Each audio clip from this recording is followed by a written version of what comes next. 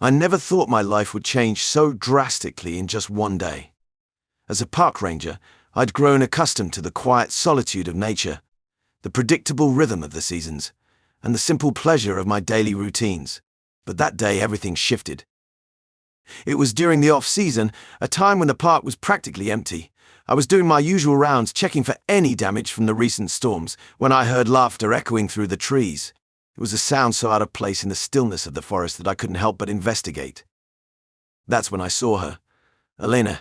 She was standing by the edge of the lake, her long dark hair dancing in the breeze, a camera in her hands. She was trying to capture a photo of a heron, but it kept flying away every time she got close. I don't know what came over me, but I found myself walking towards her. "You need to be quieter," I said, surprising myself with my boldness. Herons are pretty skittish. She turned, startled, and I was struck by her eyes, dark and sparkling with mischief. "Oh? And how do you suggest I do that?" she asked, her accent thick and melodic. I showed her how to approach slowly, how to use the trees as cover. We spent the next hour stalking that heron, and by the end of it she had a photo and I was captivated. We talked as the sun began to set, painting the sky in brilliant oranges and pinks. Alina told me she was from Romania, working as a housekeeper on a work visa. She'd always dreamed of seeing the American wilderness, so she'd driven out to the park on her day off. There was something about her that drew me in. Maybe it was her laugh, bright and infectious, or the way her eyes lit up when she talked about her dreams. Whatever it was, I found myself asking if she'd like to grab coffee sometime. To my surprise and delight, she said yes. That coffee date turned into dinner, which turned into long walks in the park. Before I knew it, a month had passed, and we were officially a couple. It wasn't conventional by any means. She lived in the city, hours away from my cabin in the park, but we made it work. I'd drive out to see her whenever I had a few days off, and she'd come to the park when she could.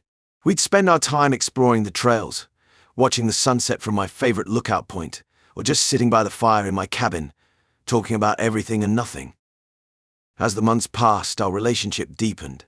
We started making plans for the future, dreaming about places we'd like to visit together. That's when the long-distance part of our relationship really kicked in. I remember our first big trip together. I'd saved up my vacation days and flown out to Romania to meet her. Stepping off the plane in Bucharest, I felt like I was entering a whole new world.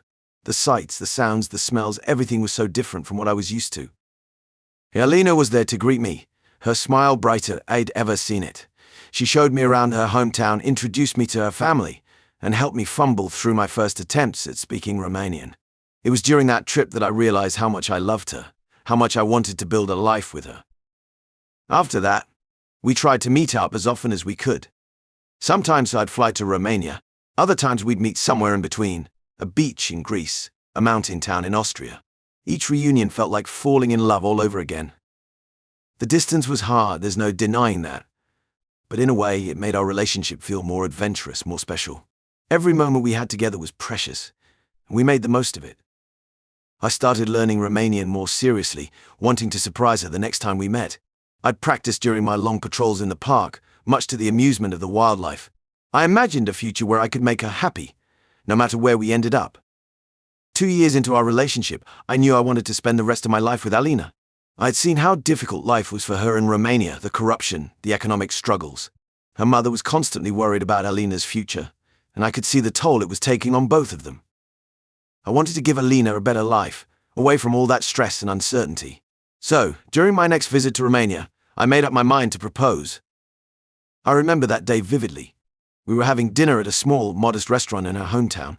It wasn't fancy, but it was cozy and intimate, filled with the chatter of locals and the smell of home-cooked food. I'd been nervous all day, the ring box burning a hole in my pocket. When the waiter brought our dessert, I knew it was time. I reached across the table and took her hand. "Alina," I said, my voice shaking slightly, "these past 2 years have been the happiest of my life. I love you more than I ever thought possible, and I want to spend the rest of my days making you as happy as you've made me." I got down on one knee, pulling out the ring box. "Will you marry me?" The look on her face, surprise, joy, love, is something I'll never forget. Tears welled up in her eyes as she nodded, unable to speak for a moment. "Yes," she finally managed to say. "Yes, I'll marry you, Jason." The other diners erupted in applause as I slipped the ring onto her finger. It wasn't an extravagant ring, My park ranger's salary didn't allow for that, but the way Alina looked at it, you'd think it was the most precious thing in the world. That night, as we celebrated with her family, I promised Alina that I'd do everything in my power to bring her to the States. I wanted to give her a new life, a fresh start away from the hardships she'd faced in Romania. The next few months were a whirlwind of paperwork and planning. I arranged sponsorship, filed for her residency, and started the long process of bringing Alina to my world. It wasn't easy. There were so many forms to fill out, interviews to attend, and hoops to jump through. But every time I felt overwhelmed, I'd remember Alina's smile when I proposed, and it gave me the strength to keep going. Finally, after what felt like an eternity, everything was in order. I flew back to Romania one last time, this time to bring Alina home with me. Watching her say goodbye to her family at the airport was bittersweet. I could see the mix of excitement and sadness in her eyes, the way she hugged her mother just a little tighter. But when we boarded the plane, hand in hand, I felt like our real adventure was just beginning. Bringing Alina home to my cabin near the park was a surreal experience. Seeing her in my space, unpacking her things and making herself at home, filled me with a sense of pride and happiness I'd never known before. We were finally together, no more long distance, no more countdown to the next visit. Those first few weeks were blissful. I spent my mornings out in the park, taking care of the land I loved, and come home to Alina in the evenings. We'd cook dinner together, go for walks in the twilight, or just sit on the porch watching the stars come out. Alina seemed so grateful for everything. She'd often tell me how much she loved our little cabin, how peaceful it was compared to the noisy city she'd left behind. She'd ask me about my day in the park, genuinely interested in the work I did. But as time went on, I started to notice small things that felt off. Alina would spend long hours on her phone, speaking in rapid Romanian. At first, I thought nothing of it. Of course, she'd want to keep in touch with her family and friends back home. But sometimes I'd catch a worried look on her face when she hung up, a look that would disappear as soon as she noticed me watching. There were times when she'd make plans without inviting me along. She'd say she was meeting other Romanian expats in the area, people who understood what she was going through. When I asked if I could join, she'd brush it off, saying it was just her way of adjusting to life in a new country. I tried not to let it bother me. After all, moving to a new country was a big adjustment. Alina had left behind everything she knew, her family, her friends, her culture. It was only natural that she'd need time to find her footing. So I didn't press too hard when she'd dodge my questions about her phone calls, or when she'd come home later than expected from her outings. I trusted her, and I wanted her to know that she had the freedom to build her own life here, beyond just being my wife. But there were moments, quiet moments, when I'd wake up in the middle of the night and find her side of the bed empty, when I couldn't help but wonder if there was something she wasn't telling me. I'd find her sitting on the porch, staring out into the darkness, a faraway look in her eyes. "Is everything okay?" I'd ask, and she'd smile, that beautiful smile of hers, the one that had first captured my heart. Of course, just a bit homesick. "Come, let's go back to bed." And I'd follow her, pushing down the nagging feeling in my gut, because I loved her and I believed in us. Whatever doubts I had, I was sure we could work through them together. After all, we'd overcome the challenge of a long-distance relationship. Surely being together in the same place would only make us stronger. Little did I know, those small doubts were just the beginning.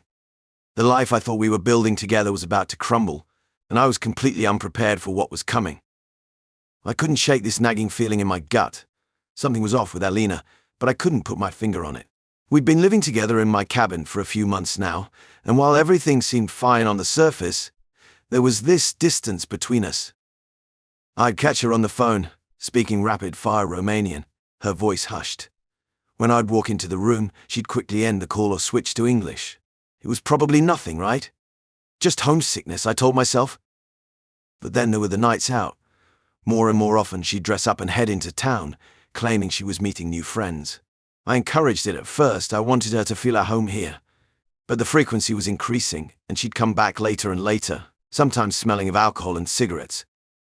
I tried to push the doubts aside. I'd surprise her with little gifts, a necklace I saw her eyeing in a shop window, a book by a favorite Romanian author. Her smile seemed forced, her thanks hollow. "Everything okay, baby?" I'd ask, and she'd nod, kiss me on the cheek, and change the subject. My buddies at the park started noticing too. "How's the missus settling in?" Mike asked one day as we were clearing a fallen tree from a trail. "She's good," I said automatically. You know, adjusting. Mike gave me a look. You sure about that? Last time I saw you two at the bar, she seemed distant. I shrugged it off, made some excuse about culture shock, but his words stuck with me. One weekend, I planned a surprise getaway to a cozy mountain lodge. When I told Alina, her reaction was lukewarm at best. Oh, that's nice, she said, barely looking up from her phone. But I already made plans with the girls this weekend. Rain check. I swallowed my disappointment and nodded. Sure, no problem. As the weeks went by, I found myself spending more and more evenings alone. Alina was always out, always busy. I'd sit by the fireplace, nursing a beer, trying to convince myself everything was fine. It was on one of those lonely nights that my world came crashing down. I was slouched in my favorite armchair, staring into the flames, when my phone buzzed. A message from an unknown number. I opened it, and my heart stopped. Jason, this is Rugandra, Alina's friend from Romania. There's something you need to see. Attached were screenshots, dozens of them. Conversations between Alina and friends back home. My hands shook as I scrolled through them, my brain refusing to process what I was seeing. Can't believe you actually got him to marry you. How many guys are you juggling now? He has no idea. What an idiot. And Alina's responses got her responses, bragging about how she'd manipulated me, how she'd been cheating since before she even came to the States, how she was using me for a green card, for money, for a better life. I felt sick. The room spun around me. This couldn't be real. Not my Alina, not the woman I'd fallen in love with, the woman I'd brought halfway across the world to be with me. But as I kept reading, the truth became undeniable. The Alina I knew, the Alina I loved, she never existed. She was a lie. A carefully crafted persona designed to use me. I don't know how long I sat there, staring at my phone, my world crumbling around me. The fire died down to embers, casting long shadows across the room. Outside I could hear the wind whistling through the trees, a mournful sound that matched the ache in my chest. What do I do now?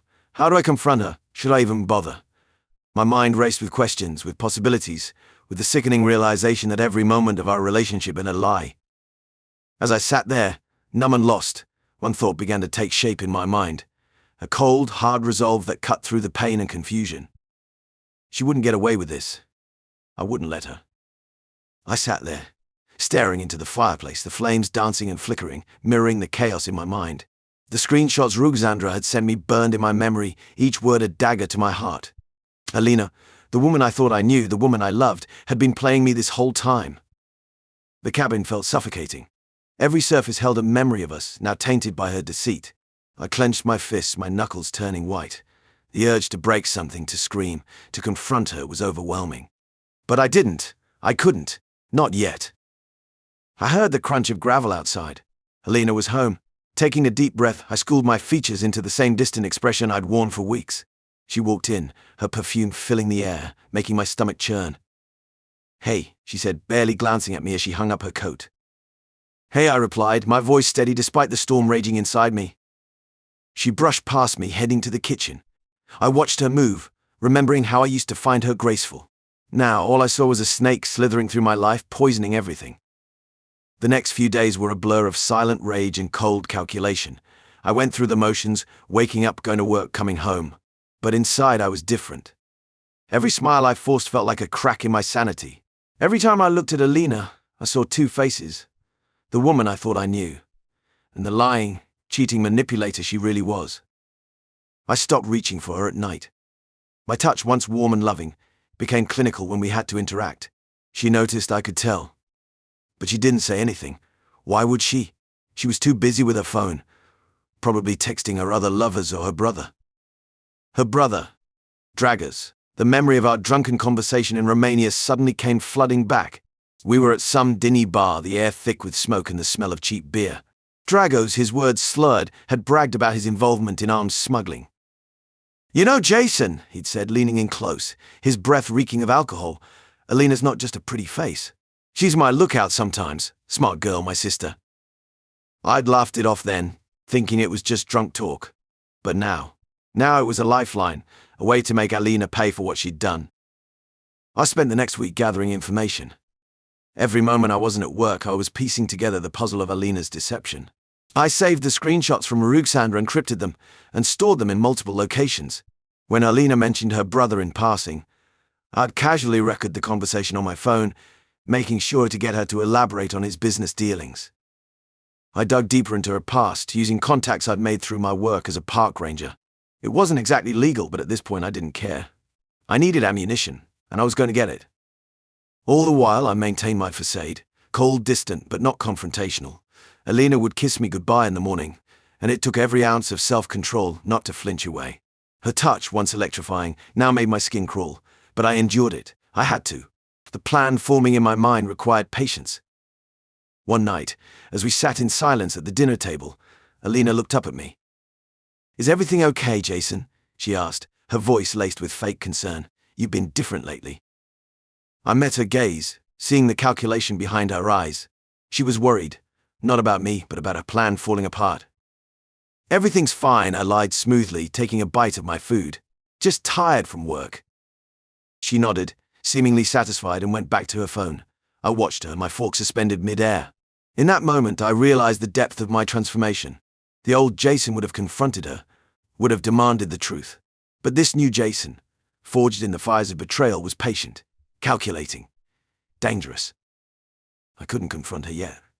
No, I needed more. I needed to destroy her completely, to make sure she could never do this to anyone else again.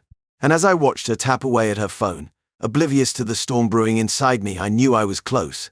Soon, very soon, Alina would learn the consequences of her actions. So I sat at my kitchen table, my hands wrapped around a steaming mug of coffee. The warmth seeped into my palms, but it did nothing to tell the ice in my veins. My eyes flickered to the clock on the wall. It was time. I pulled out my phone and dialed the number I'd memorized days ago. As it rang, I felt a strange calm wash over me. This was it. The culmination of weeks of planning and gathering evidence. "Homeland Security, how may I assist you?" I took a deep breath. "I need to report a crime involving armed smuggling and immigration fraud." The agent on the other end became alert, their voice sharpening. "Can you provide more details, sir?" I recounted everything. Drager's drunken confessions about his arms smuggling operation, Alina's involvement, the screenshots of her infidelity, her manipulation to secure residency. My voice remained steady, almost detached, as I laid out the evidence I'd collected. "We'll need you to come in and make a formal statement," the agent said. "This is a serious matter." "I understand. I'll be there first thing tomorrow." After I hung up, I sat there for a long time, staring at nothing. The wheels were in motion now. There was no going back. Fine. Days passed in a blur. I went about my routine work at the park, coming home, making dinner. But underneath it all, I was waiting, watching. Then one morning it happened. I was in the kitchen, nursing my coffee, when I heard the knock. Alina stumbled out of the bedroom, her hair a mess, rubbing sleep from her eyes. I didn't move as she opened the door. "Alina Popescu?" a stern voice asked. "Yes," she replied, confusion evident in her voice. "You're under arrest for conspiracy in arms smuggling and immigration fraud." The mug nearly slipped from my hands as I watched the scene unfold. Federal agents swarmed into our home, reading Alina her rights as they cuffed her. Her eyes were wide with panic, darting around until they locked onto mine. "Jason! Jason, what's happening? Help me!" she screamed, struggling against the agents. I stood there, my face a mask of indifference. Inside, a storm of emotions: rage, satisfaction, grief, anger, relief. But I showed her nothing. Just as she had shown me nothing but lies. As they led her out, she kept calling my name, begging for help. But I didn't move. I didn't speak. I just watched as the door closed behind her, leaving me alone in the sudden silence of our home. It didn't take long for the news to spread. My phone started blowing up with messages from Alina's family. Her brothers, cousins, distant relatives I'd never even met. All of them furious, all of them threatening. "You backstabbing piece of shit! We'll find you, you hear me? You're dead. How dare you do this to our family?" I read each message with a grim sense of satisfaction, saving them all. If they were stupid enough to follow through on their threats, I'd be ready. But among the sea of hatred and threats, one message stood out. It was from Alina's mother. "Jason, I know what my daughter did was wrong. She made terrible choices, and now she must face the consequences. Thank you for doing what needed to be done. I wish I had a son like you." I stared at the message for a long time, unsure how to feel. In the end, I closed it without replying. I couldn't bring myself to care about anyone connected to Alina anymore. The days that followed were a whirlwind of legal proceedings and news reports. I watched it all unfold with a detached interest, like I was watching a movie about someone else's life. Alina's deportation was swift and final. Her residency was revoked. Her name added to terror watch lists. She would never set foot on American soil again. As I watched the news report announcing her deportation, I felt nothing. No triumph, no regret. Just a vast, echoing emptiness where my love for her used to be. I thought I'd finally found peace after Alina was deported, but I was wrong. The emptiness inside me grew, consuming everything I once was. Days blurred together as I went through the motions of life, waking up, going to work, coming home. But nothing felt real anymore. At the park, I'd catch myself staring off into the distance, lost in memories of her. The way she'd laugh. How her eyes would light up when she saw me. It made me sick now, knowing it was all a lie. Co-workers noticed the change in me. Gone was the easygoing, friendly Jason they knew. In his place was someone cold, distant. I overheard whispers, concerns about my well-being. But I didn't care. Let them talk. They had no idea what I'd been through. I tried to lose myself in work, taking on extra shifts and the most demanding tasks. Anything to keep my mind occupied. But in quiet moments, Alina's betrayal would creep back in, twisting like a knife in my gut. One night, after a particularly long day, I found myself sitting on my porch, nursing a whiskey. The cabin felt too empty, too full of ghosts. As I stared out into the darkness, I realized I'd become a ghost myself. The old Jason was gone, replaced by this hollow shell. I thought about reaching out to friends, maybe even seeking therapy. But the idea of opening up, of being vulnerable again, made my skin crawl. No, I decided, I'd rather be alone than risk being hurt like that again. Months passed, and slowly, life settled into a new normal. I functioned, I existed, but I didn't truly live. The warmth that once defined me had frozen over, leaving behind a man I barely recognized. Dating felt like a minefield. Any hint of affection or interest from a woman set off alarm bells in my head. What were her real motives? Was she just using me? I'd find myself analyzing every word, every gesture, looking for signs of deception. I went on a few dates, more out of obligation to move on than any real desire. But I always kept them at arm's length, never letting anyone get close. It wasn't fair to them, I knew that. But I couldn't bring myself to care. The betrayal had taught me a harsh lesson. Trust was a luxury I could no longer afford. Alina had taken more than just my love and my money. She'd stolen my ability to connect, to be vulnerable, to truly care for someone else. As I walked through the park one crisp autumn day, I caught sight of a couple holding hands, lost in each other's eyes. A familiar ache bloomed in my chest, but I quickly squashed it down. That wasn't for me anymore. I'd learned my lesson, and I'd be damned if I ever let anyone take advantage of me like that again.